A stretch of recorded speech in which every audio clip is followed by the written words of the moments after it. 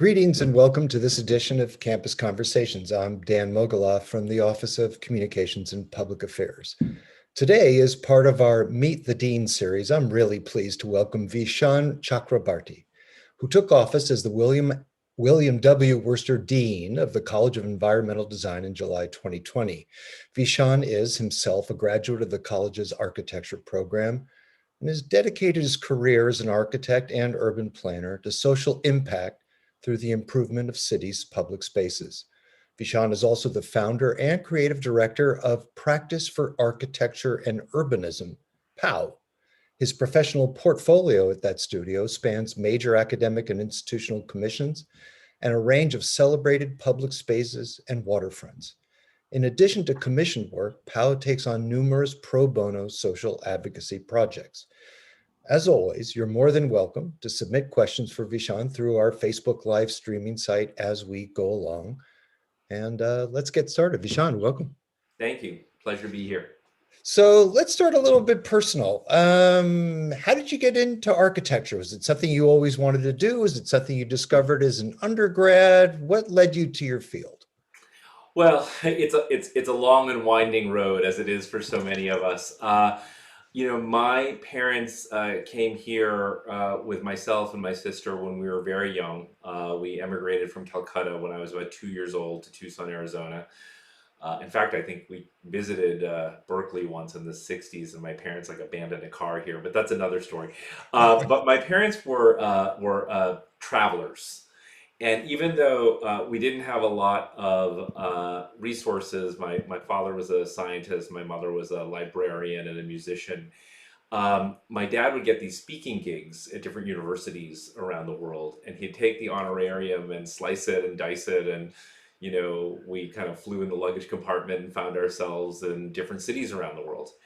And for them, it was always about going to museums and like local diners and restaurants and stuff. And just, I think from a really early age, I discovered the power of cities to make human beings feel connected who otherwise felt kind of different. I grew up in we moved from Tucson to Boston in 1970, and I grew up in a very working class, not very diverse suburb, and always felt like an outlier. And so when we traveled, suddenly I felt like, oh, the world's this incredibly accepting place. And it was really the architecture of cities that enabled that. And I still love going to, especially the great public spaces of cities around the world. And so that's what really set me on my path. But I knew I wanted to be an architect. I think maybe even by end of high school, beginning of college, because I have some journals to prove it. But I had very traditional Indian parents in some respects, and you were supposed to be either like a doctor or an engineer. I majored in engineering. It was like being in the wrong line at the bank. I definitely was not a very good engineering student. Took a bunch of art and art history classes and electives, and ultimately did a dual degree in engineering and art history, which ultimately led me to Berkeley and architecture. But so it was a long road. And I always tell students that, you don't have to have such a linear path. You don't have to know exactly who you're going to be or what you're going to do when you're 17 years old. Like, life is long. Yeah. What made you want to come back to Berkeley? I know you were at Columbia. It's my alma mater, great university in the middle of, you love cities in the middle of the city in the world, New York. Yeah. So why come back?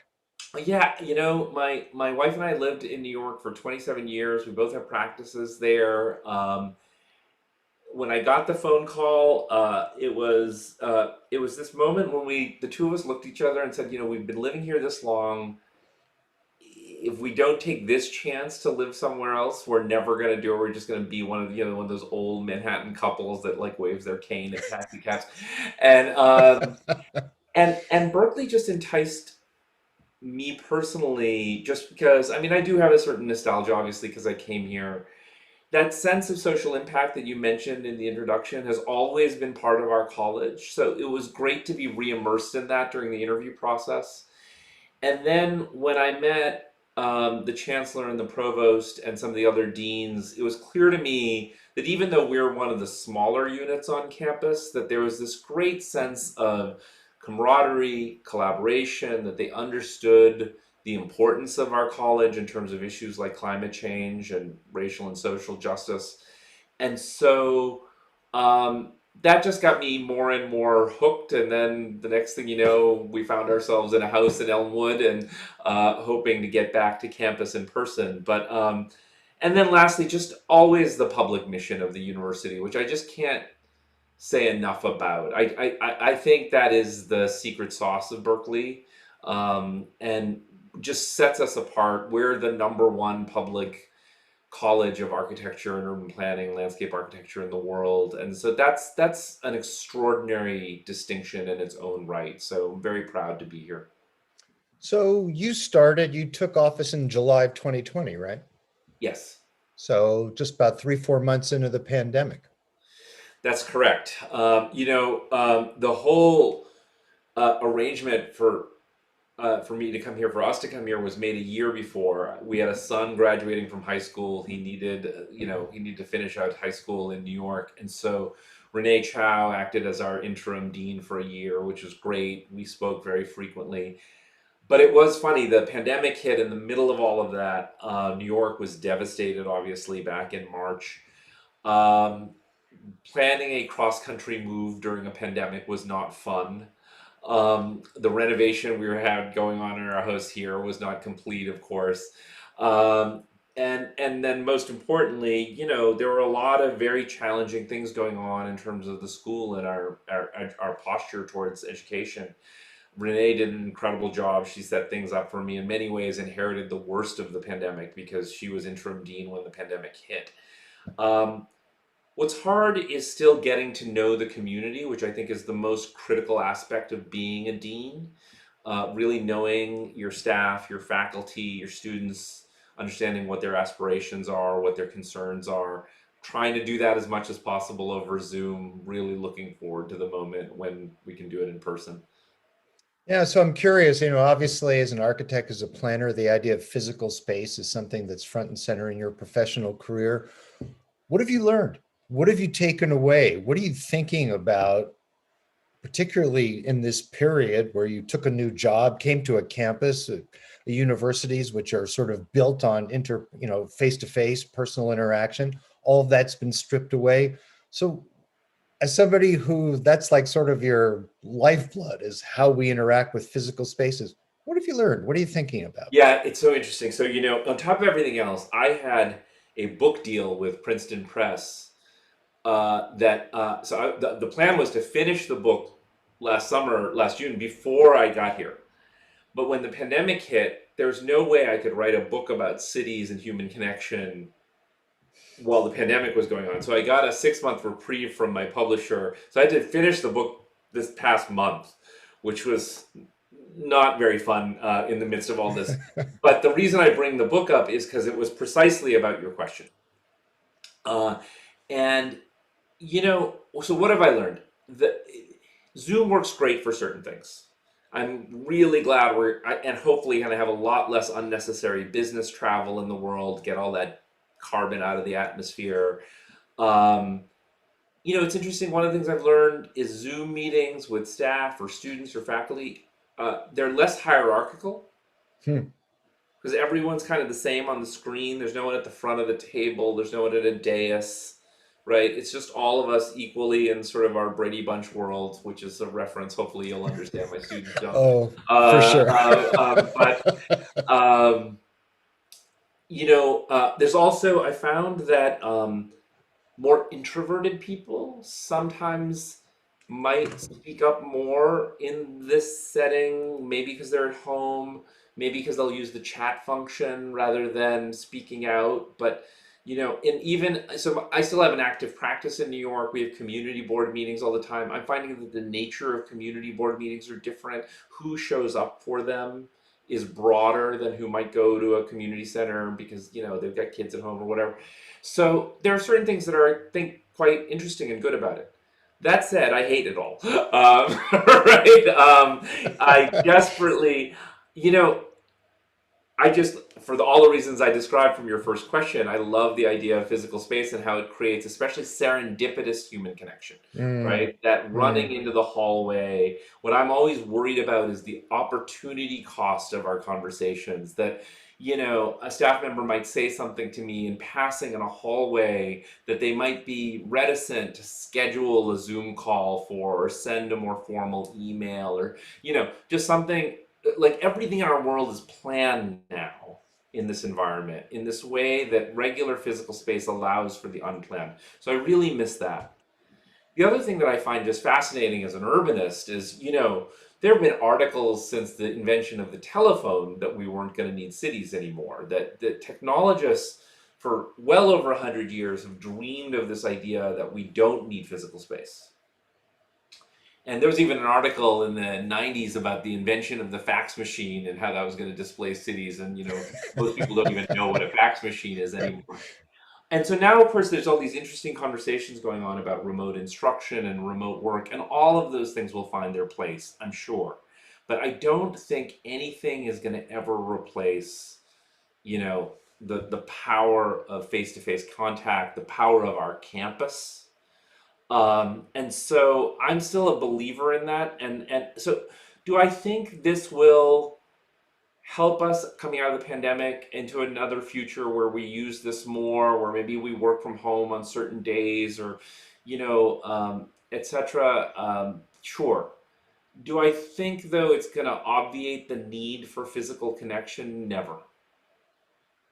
Interesting. We're going to get more into the whole issue of the future of cities and whether they are, in fact, sort of the path on the road to redemption for the human species. But I want to talk a little bit more about the school. Now, College of Environmental Design, if I'm not mistaken, has been renamed recently. Bring us up to speed about that. Sure, very exciting. It's actually not the college; it's just the building. Which was always known as Worcester Hall. I know, the most popular building on campus, the most beloved. I know that's true. So we had to go into this with great sensitivity. I actually truly do love the building. I know there's mixed feelings about it, but the building has been known as Worcester Hall for a long, long time. Named after, the person that my deanship is named after, William W. Worcester, great architect from the 1950s. But actually, what isn't very well known, and so we didn't actually rename the building, we reaffirmed an existing name. The building was named after both him and his arguably as prominent, if not more prominent, spouse, Catherine Bower Worcester. Catherine Bower, who before she married William Worcester, extraordinary, extraordinary person in our world, wrote the National Housing Act for FDR in Wow. 1933, and basically invented public housing in this country, advised three presidents, was very involved in the beginnings of regional planning in this country and so forth, huge advocate for social housing, outspoken critic of the internment of Japanese during World War II, outspoken critic of the discrimination that took place in public housing as housing developed in this country. And so it was way ahead of her time. And so what happens is, this goes back to the history of our college that I think is really important. There was an architecture school prior to the College of Environmental Design that dated back actually to the 1880s. And so when you hear Bernard Maybeck, Julia Morgan, et cetera, all of those luminaries, all of them passed through the halls of that architecture school. In the late 1940s, Clark Kerr is the chancellor. He invites William Worcester, who was then the dean of the architecture school at MIT. Both he and Catherine had taught at MIT and Harvard, were big in the New York scene. Invited Bill Worcester to become the dean of the college in 1950. Between 1950 and 1959, he and Catherine worked to reformulate the college, Hmm. bringing in landscape architecture from what is today CNR, from the College of Natural Resources. Our city planning division lived in Grad Div, and so brought these all together as the first interdisciplinary college to tackle architecture, city planning, and landscape architecture as a series of allied arts organized around the idea of environmental design with a focus on things like climate change and social equity. And this is in 1959. Wow. Most of our peer schools weren't talking about these issues in 1999, Yeah. much like 1959. Wow. And so they were way ahead of their time. So when I've just always been this huge Catherine Bauer fanboy, and just when I found out from our incredible staff and our amazing archivist Chris Marino, she did this amazing history that the building was already named for both of them, and she went by Catherine Bauer Worcester after she was married.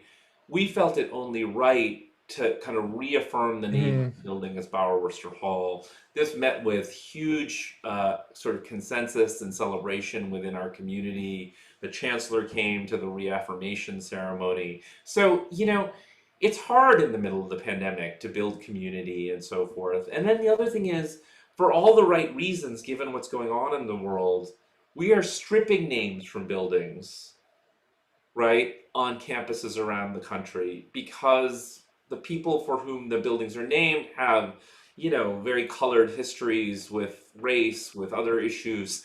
And so it was really great to do something positive with that movement of renaming as opposed to only thinking about, the sins of the past. And so from now on, it's Bauer Worcester Hall. There you go. So I can't leave it alone. You said you love the I building. love the building. I am in the camp of when I first started on campus, I looked up and I went, "Oh, what's that? What college is housed in that building?" They said environmental design. I said, "No kidding. Why do you love it? What do you love about that building?" Well, so obviously that's known as a brutalist building, which is a era in architecture. You see buildings like that built around the world. Joe Eschrich, who was the lead architect for the building, was part of a movement with Paul Rudolph and many other famous architects around the world.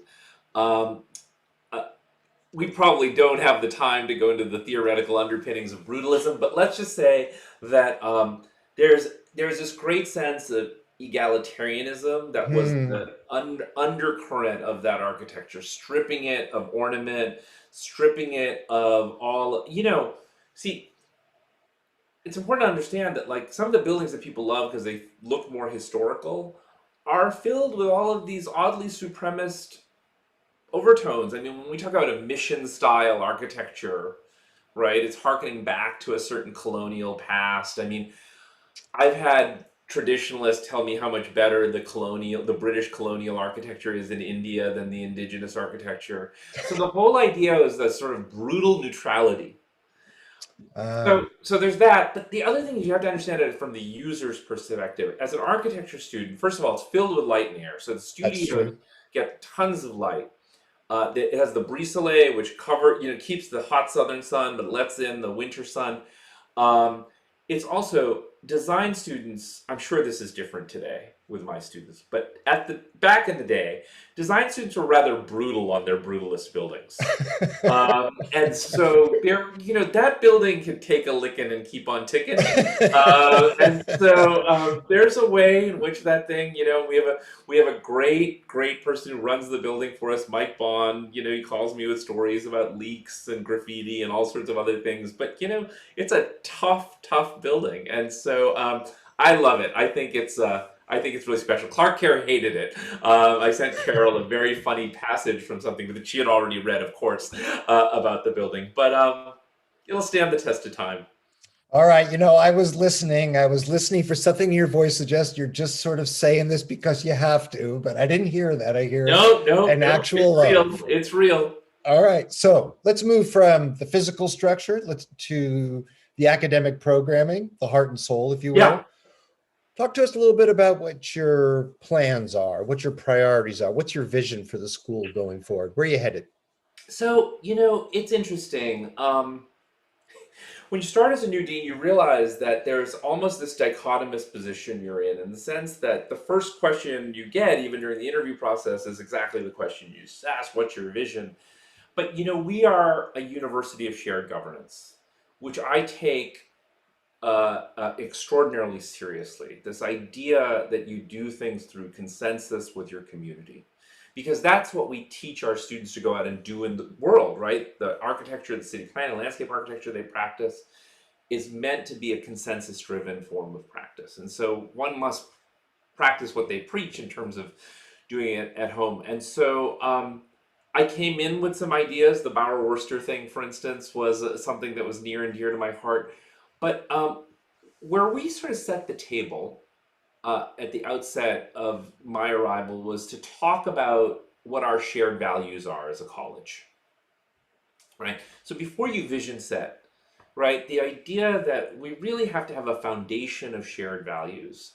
And the reason I think that's so important is you then have to test anything that's in a strategic plan against whether or not they conform to those shared values. And if they don't, why are you doing it? You have to go back and reassess the values. You have to dispense with the initiative.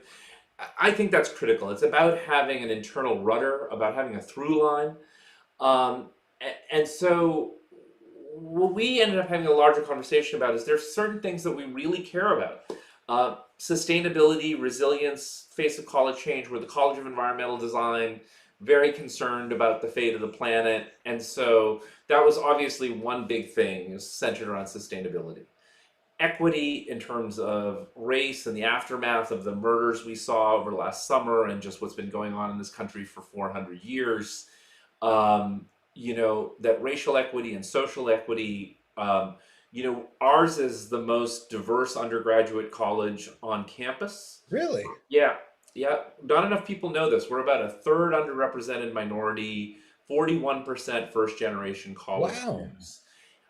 We also, in addition to that, our undergrads are among some of the most revered students when they apply to grad students. I know this from doing Columbia admissions for graduate, and so we just have this extraordinary group of both grad and undergrad students, and so I wake up every day kind of, how do I honor this choice that people are making Hmm. to be part of our community, and because they see in our school a path towards having social and climate impact, Hmm. right? How do you honor that set of decisions in terms of curricula and so forth?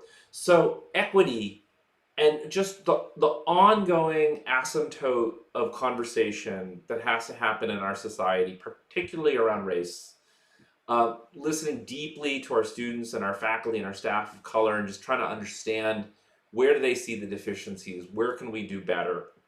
A lot of hard conversations.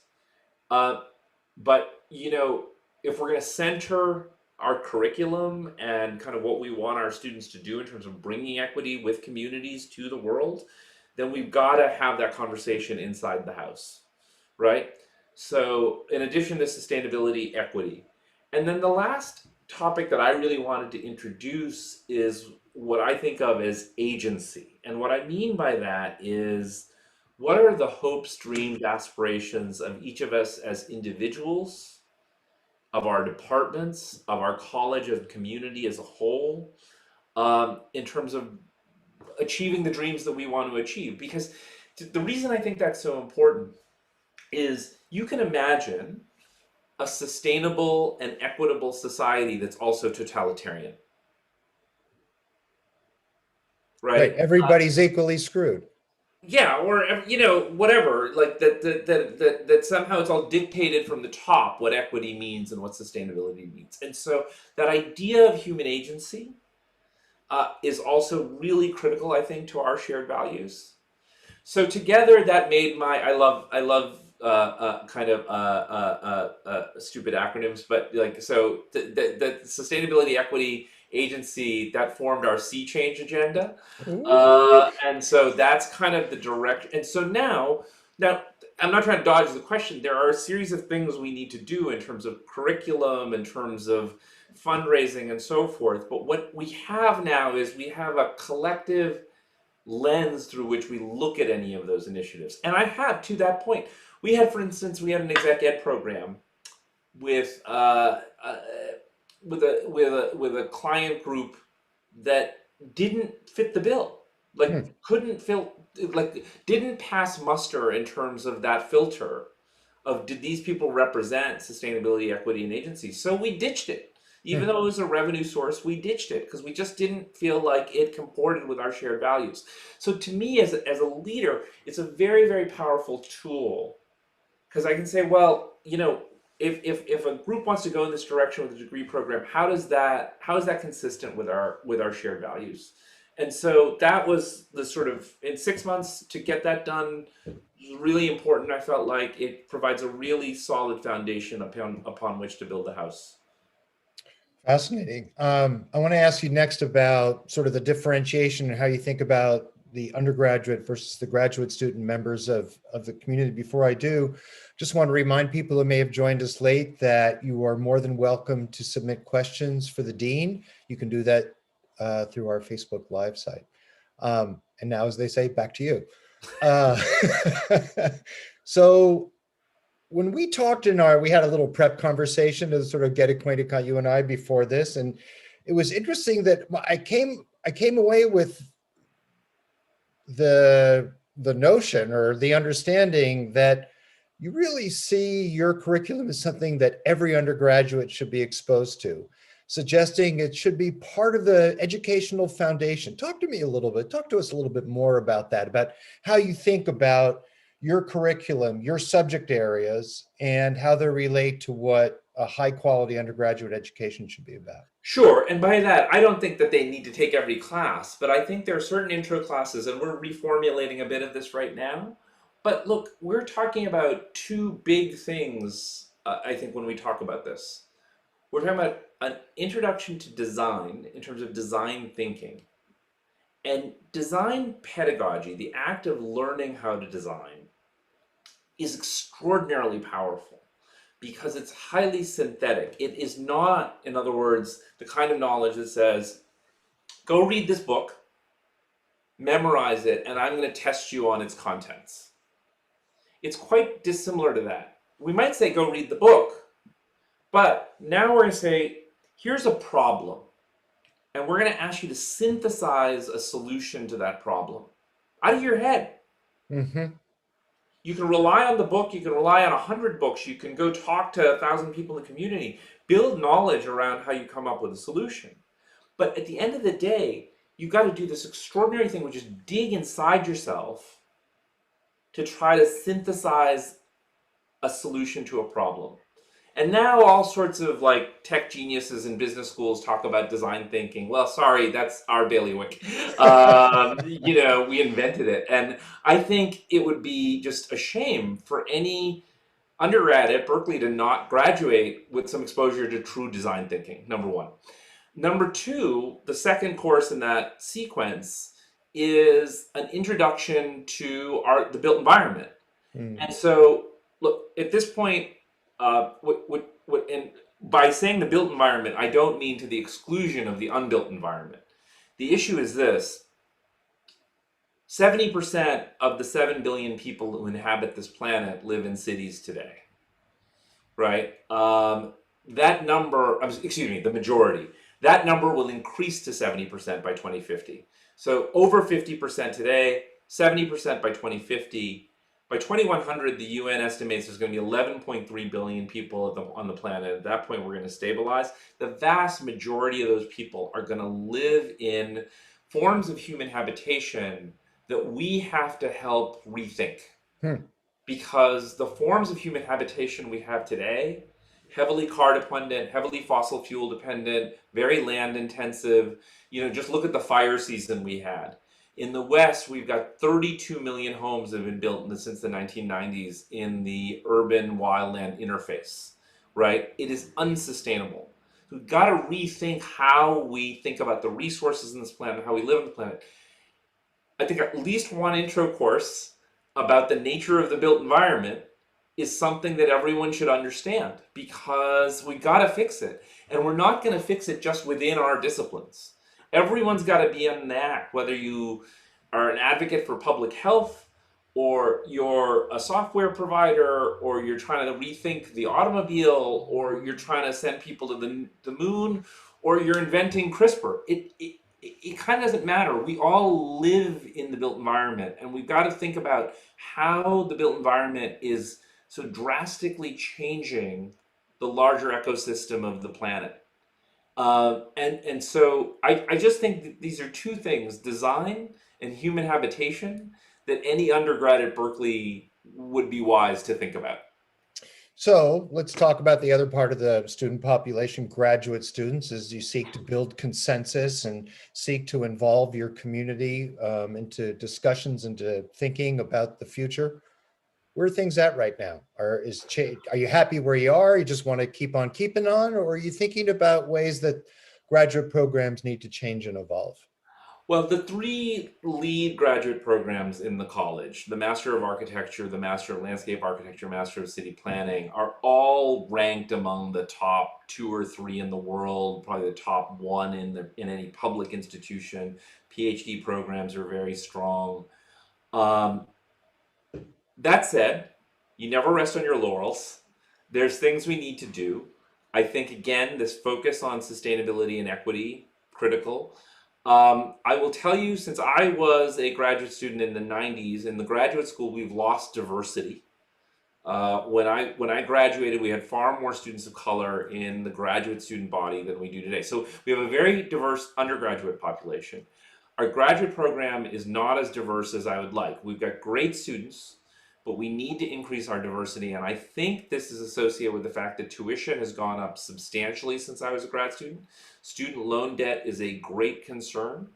And so, I mean, it's a concern for undergrads as well, don't get me wrong. But I just think the issue is that as a graduate student in architecture or city planning, landscape architecture, these are not typically degrees you get if you want to go out and earn tons and tons of money. These are not the most highly compensated disciplines. They're some of the great disciplines in the world, but they're not the most highly compensated. So students are rightfully concerned about the amount of debt that they're taking on versus how much income they're going to make afterwards. And I think that is affecting diversity numbers if people are coming from marginalized communities or communities where there's not as much income. And so that's something I'm putting a lot of focus on with donors and other possibilities. Um, but yeah, and then more broadly speaking, again, how do those programs comport with those larger shared values we talked about earlier? So the word equity keeps coming up, um, and along with other values, and some of the other values you mentioned, like sustainability, that seems more intuitive in terms of the built environment, in terms of how you plan a building, how you plan a neighborhood or a city. But for those of us who aren't in the field, it's not as intuitive about where that intersection is between the built environment and equity, between architecture and equity.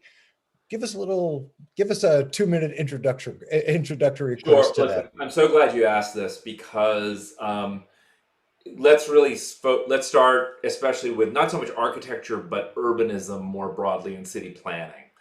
Um, you know, Something that just drives me crazy in this country when you talk about race is some people have this idea that the racial problems in this country were all sort of these pre-Civil War, maybe into Reconstruction problems of slavery and Jim Crow and so forth, which of course were monumental problems that we still need to think about.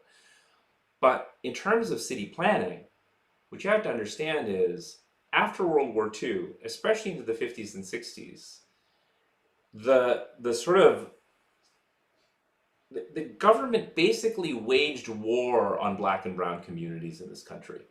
Highways were ripped through neighborhoods, some of them very local, Like in right? Oakland. Like in Oakland, right? And of course, we had that famous fight in city planning between Jane Jacobs and Robert Moses, and how Jane Jacobs is the David that takes down the Goliath of Robert Moses and keeps the Lower Manhattan Expressway from happening, right? Great. The only thing is by the time Jane Jacobs does this, she's successfully fought for her very white neighborhood in Lower Manhattan. Great. But who was there to fight for the Bronx when Robert Moses tore the Cross Bronx Expressway through, right? And then this isn't just highway infrastructure, housing and housing discrimination, redlining, um, the failure of public housing in this country. So, projects like Pruitt-Igoe, which reached infamy, the St. Louis housing project that was torn down.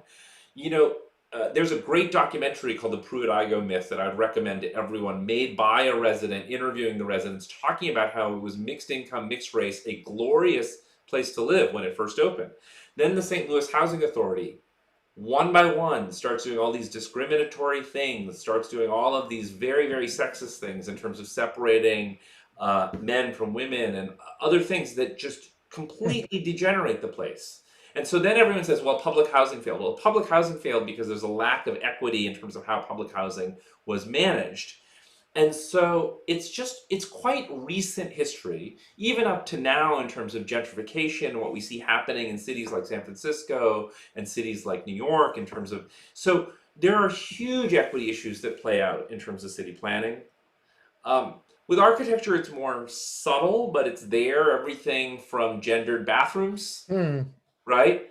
To what we were talking about earlier, symbols in architecture. How does, like, what does that Greek neoclassical facade mean to one person versus another?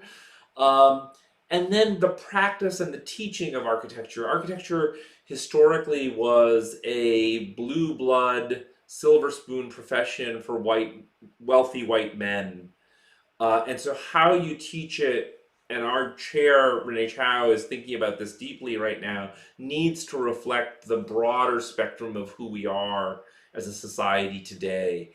So there's just lots of equity. I mean, and believe me, I don't feel like we're anywhere close on any of this stuff, but we're working towards it. And so what a city planner does today is just so fundamentally different, almost a diametric opposite of what Robert Moses did in the 50s and 60s. But there's a lot of work to do in terms of community-based equity, community-based architecture. Yeah. So there's this four-letter word that keeps popping up in our conversation. That word would be city. Yes. And it's something you obviously think a lot about. And I noted when I went to the website for your studio for POW, there in sort of the explainer of what you guys do, it said the city is the last and best hope for humanity. And I couldn't help but think or compare or contrast that to a lot of what we're reading right now, which is questions about the viability, the future viability of cities. Yes. Consistent headlines about San Francisco being decanted and people heading for the hills and moving to rural areas because it doesn't matter where they are anymore. So are you swimming against the stream? I mean, are cities on the way out? Do you have to rethink everything that you've prioritized in the past?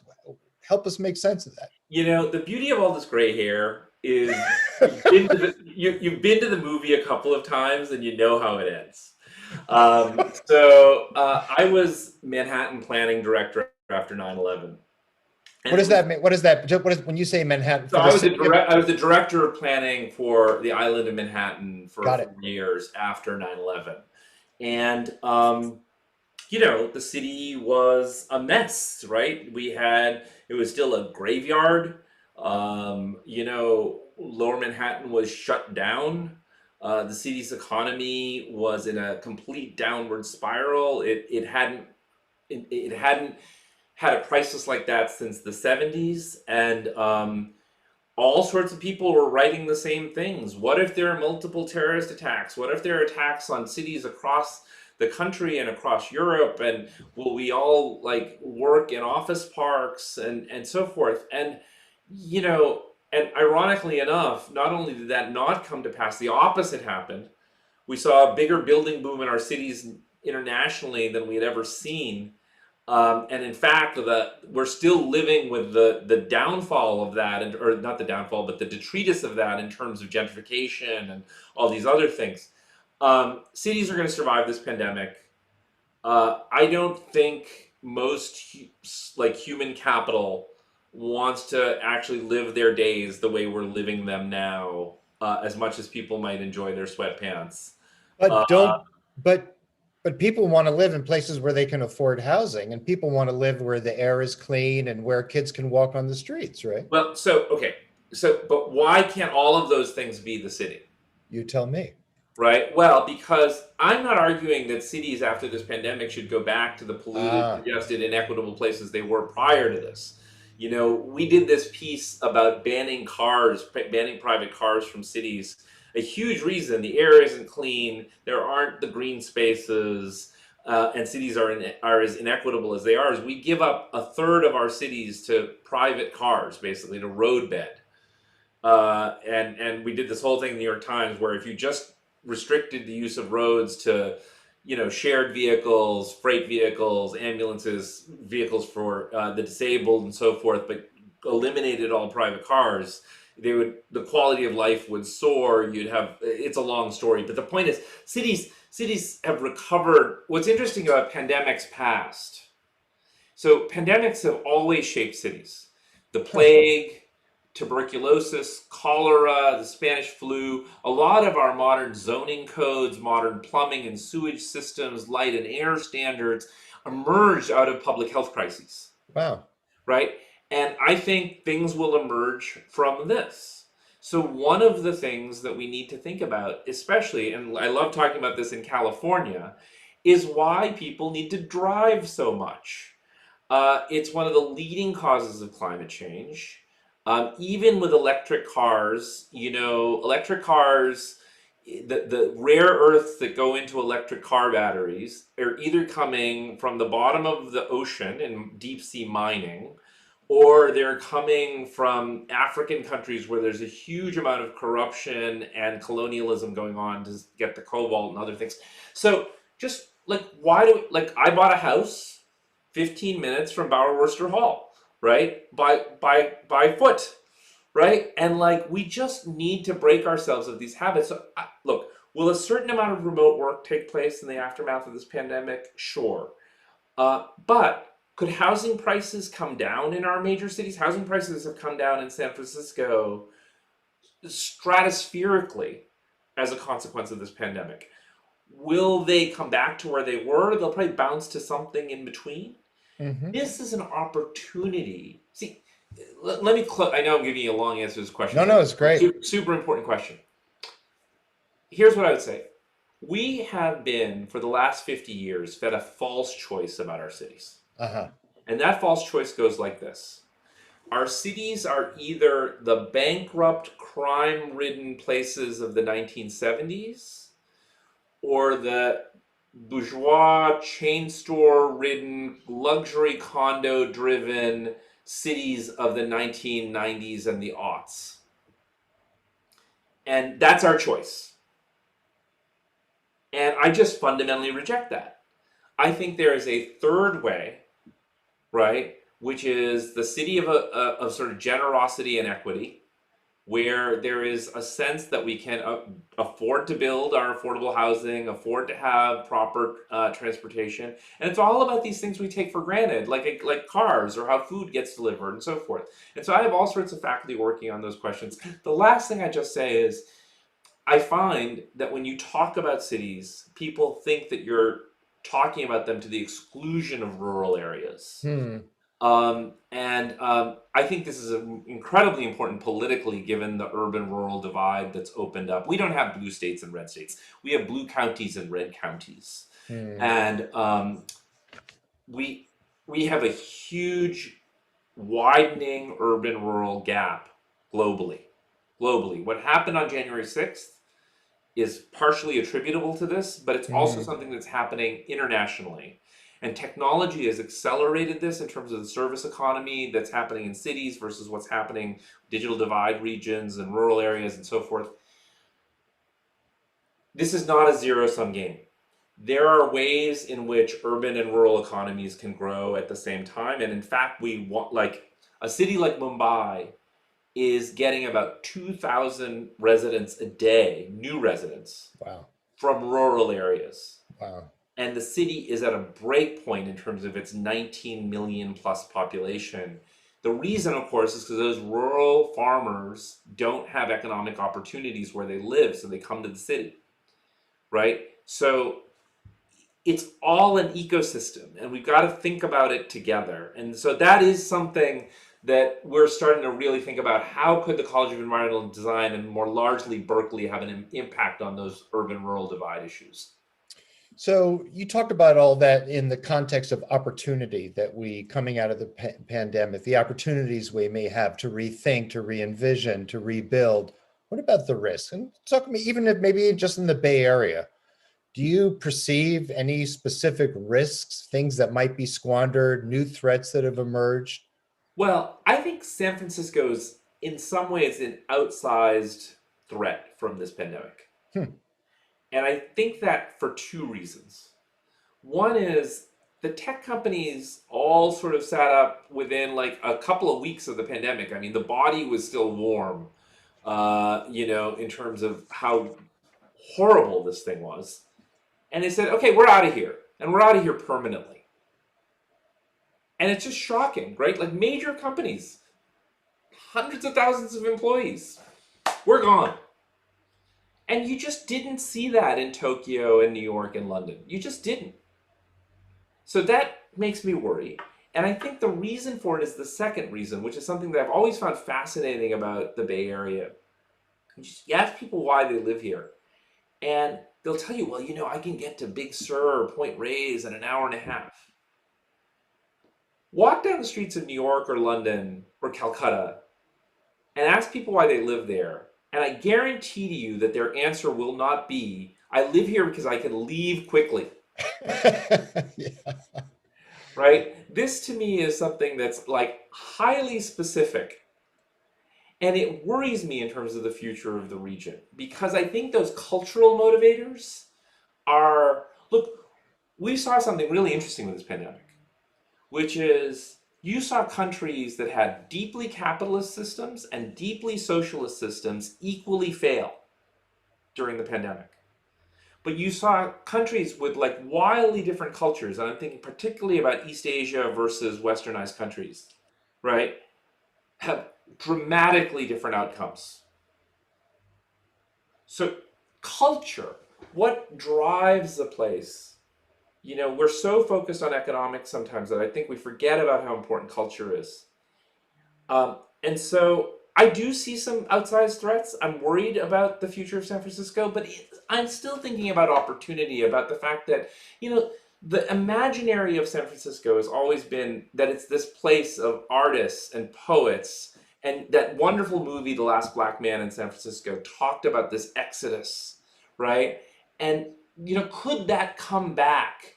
If and is there a balance? Can we get some of the tech companies back and some of the small companies back, but still create this place that is truly lives up to the narrative we tell ourselves about what San Francisco and the Bay Area is? To me, that's interesting and exciting and something that we can't just leave to chance, that we have to fight for in terms of how this next 5 to 10 years plays out. Because I think it has, look, if the pandemic was an amuse-bouche. It was a small appetizer compared to what climate change is going to bring. And all of the strife around inequity that climate change is going to highlight, just like the pandemic did. Right? If you look at the way the pandemic impacted Black and Brown communities, I have a client who's a pastor in East New York, in one of the poorer parts of Brooklyn. They lost 109 congregants to COVID. And you walk around like wealthy white Manhattan, and like people barely they know one person who got sick or something. The discrepancies are insane. And if like again, now imagine that with climate change and climate refugees and so forth. So this is our moment coming out of this pandemic to really rethink all of this, and I just think we have to lean into it very heavily. So we have to end a little early today, but we have time for one more question. So given all that you've said, and boy, you've put a big load of really important questions and ideas and concepts on the table for all of us to think about and read more about and going forward. What kind of role do you hope the school you lead will play in all of these issues, these conversations, these trends that we've been talking about for the last three quarters of an hour? I'm hoping all of us, students, staff, faculty, all come together again around those shared values, but with this idea that we were founded as a school of action, that we Hmm. have instrumentality in the world. The center of our school are our professional degree programs, and like we're founded to go out and have impact in the world, to change the kind of racial inequity we see in our communities, or how people find housing coming out of prison, or how climate justice issues manifest themselves on the streets, right? So these issues of sustainability and equity are tied at the seams. And so I just really think we can have a lot of impact because we're instrumental disciplines, right? We can translate research to action Mm. through the lens of our instrumentality, which I think is a unique position to be in. So I'm really excited about that, especially given who I see the students are in our college and the kind of passion they bring to it. Fabulous. Vishaan, I really want to thank you for your time and just what was a fascinating conversation. A lot to think about here, but also for the reassurance that a key part of the university is in great hands going Thank forward. And I want to thank everybody from the campus community who joined us today and look forward to seeing you on the next episode of Campus Conversations. Take care and be well. you.